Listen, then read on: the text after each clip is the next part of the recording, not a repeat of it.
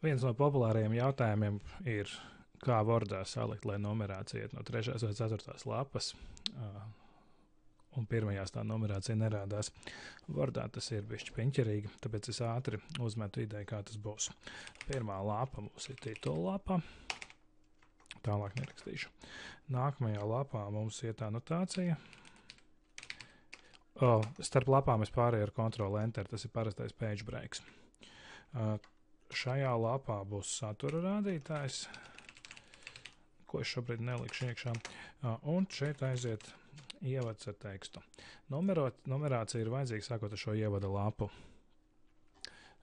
Iepriekšējās skaitās, bet numuri nerādās. Ko tagad darīt?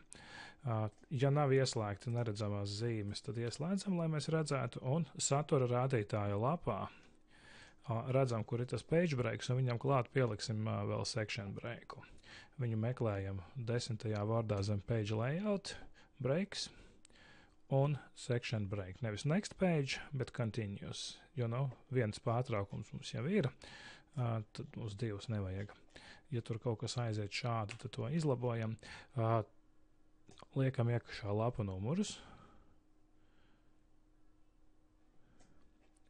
Un tagad 4. lapā, kurā mums pirmajā vajag ciparus, klikšķis footerī pie numura, link to previous slēdzam ārā un droši izdzēšam vienu no iepriekšējiem numuriem. Un viņi visās lapās, kā redzams, ir pazuduši.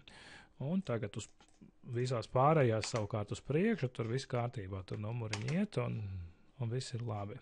Jā, tātad starp pirmajām lapām, starp visām drīkst būt page breaki, bet pie satura rādītāja ir jābūt section breakam, un tad viss arī būs kārtībā.